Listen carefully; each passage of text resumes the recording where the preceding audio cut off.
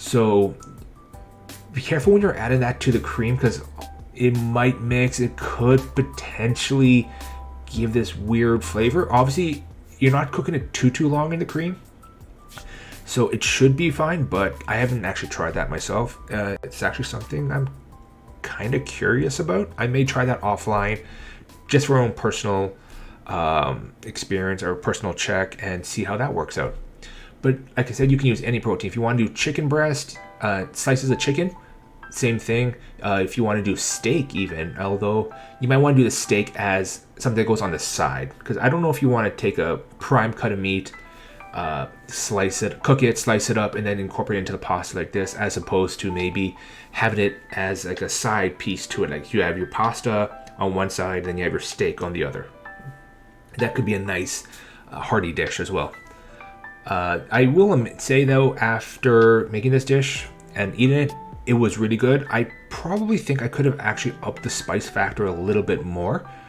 There was a hint of spice to it, but I think with all the cream that I used, that helped neutralize a lot of the spices.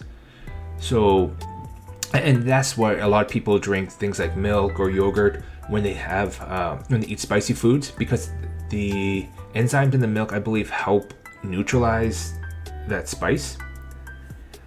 So in this case, I probably could have added more gochujang. Now with a typical, this is a Korean version of rose pasta, at least a Korean inspired version, because I used the gochujang. In a typical rose pasta, you would actually use tomatoes, or like tomato sauce or tomato paste, to get that rich, vibrant, pinkish color. Now it's a little hard to tell with the lighting, because I was doing this at 7-8 o'clock in the morning, so that I had time to edit everything. But and I know it looks like a little yellowish, but when I in my front of me in person, it actually did have a nice kind of pinkish color to it, similar to like that rose kind of look.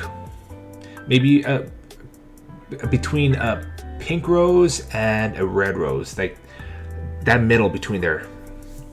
All in all though, it is a really good dish. It's very simple to make. I definitely recommend trying it out. I mean, it's not so complex that you need to have like so much technical knowledge, technical skills. Like I said, I did all this with a pre-packaged ingredients. So I used frozen shrimp. I used minced garlic from the store. The only real technical thing I had to learn how to do on this was cut an onion and boil pasta. Everything else is very, very simple, very easy to do, and it has you have a lot of freedom with it too. You can add whatever you want, you can take away what you don't want, and you can also play around and do substitutions. So this particular one, I used spaghetti noodles to make this dish.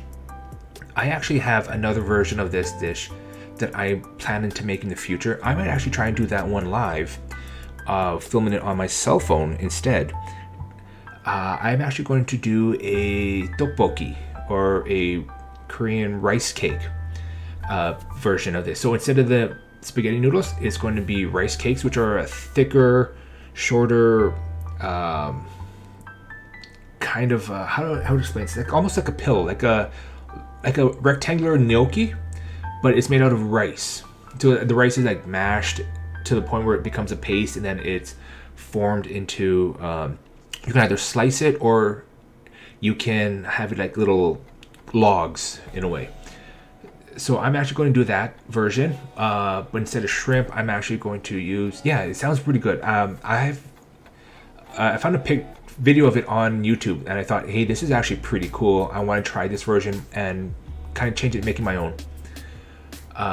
So that one, I'm actually also going to use Korean fish cake, which I don't know how many of you have had before, but it is absolutely delicious.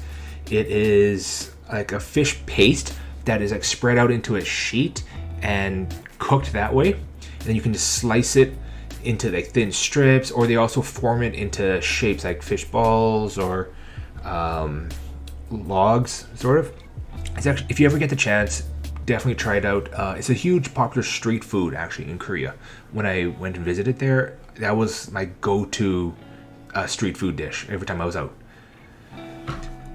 So what I'm planning to do with that, my Korean-inspired version dish is, again, gochujang, because I love that spice flavor, as well as the fish cakes, the rice cakes, and then I'm going to add potentially some bacon to it.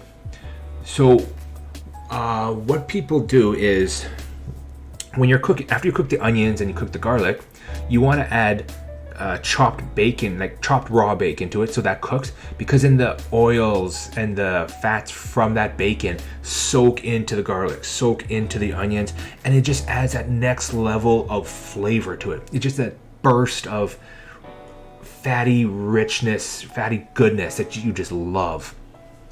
And then I would obviously add in the same process after that. And so instead of shrimp, I'm using bacon as well as the fish cake. Hey Don, how are you going? How are you doing today? It's pretty early for you. Oh no, sorry, it's the afternoon. I think it's about 5:30-ish, I believe. Sorry if I'm making you hungry, but hey, that's why I started this stream so early, because my time, by the time I finish this ideally it takes me up to lunchtime, so that I get my appetite going and I can go and eat a nice lunch. And then for you, this works out, because then you could, I don't know if you had dinner yet, but this gets your appetite going, so now you can go and enjoy and have this great, amazing dinner. But sorry, like what I was saying before with the Korean dish,